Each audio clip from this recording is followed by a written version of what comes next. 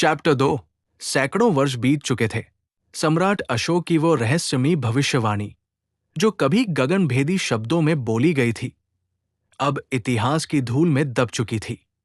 सिंहासन बदलते रहे, साम्राज्य उठे और मिटते रहे, परंतु समय की धारा में छुपा वह रहस्य अब भी जीवित था, किसी अनदेखे क्षण की प्रतीक्षा करता हुआ, जब भविष्य का योद्धा इस धरती पर जन्म लेगा।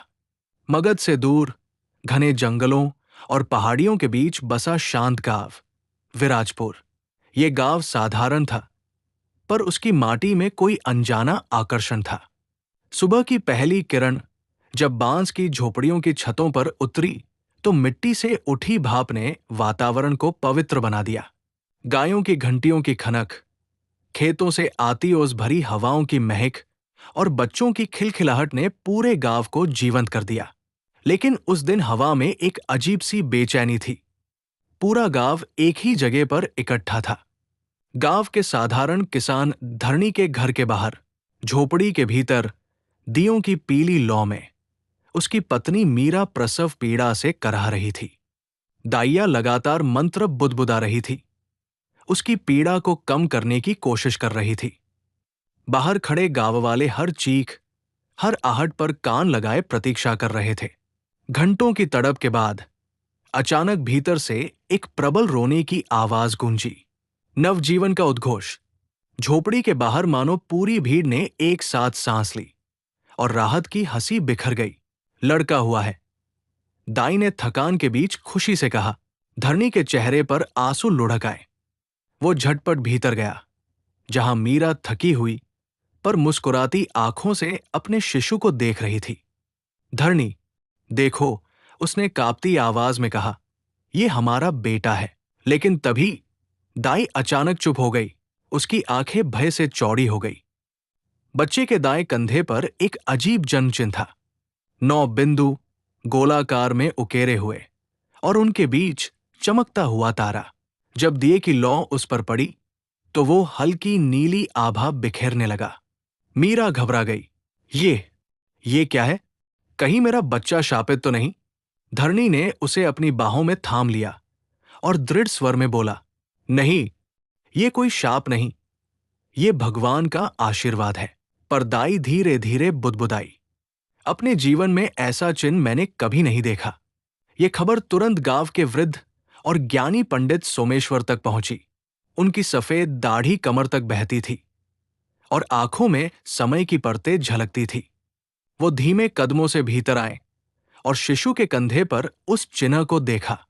कुछ क्षणों तक उन्होंने आंखें बंद कर गहरी सांस ली, मानो किसी पुराने स्मृति सागर में डूब गए हों। फिर कांपती आवाज में बोले, ये कोई साधारण बालक नहीं है, ये वही चिन्ह है जिसकी चर्चा प्राचीन शास्त्रों में मिलती है। 9 बिंदु और मध्य का तारा, ये नवरत्न ग्रंथों का प्रतीक है। सम्राट अशोक की भविष्यवाणी अब सत्य होने लगी है। गांव वालों में खुसफुसाहट दौड़ पड़ी।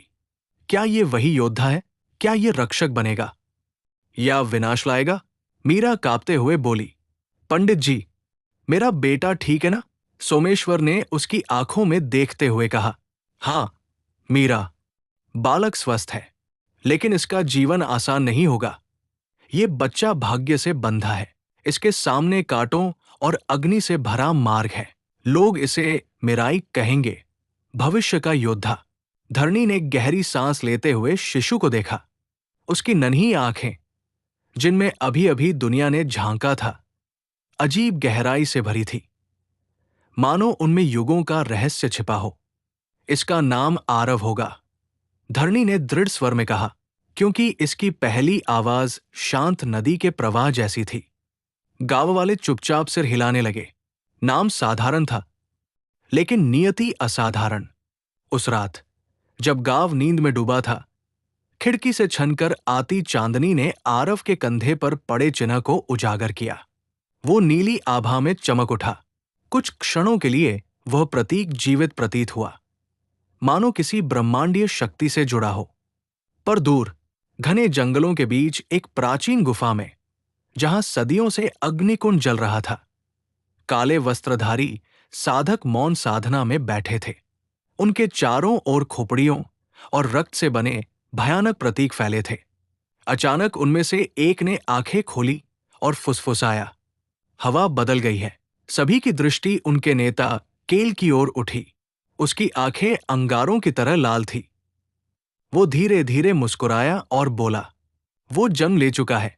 अग्निकुंड की लपटें तेजी से भड़क उठीं, मानो अंधकार ने भी अपने शिकार की गंध पाली हो।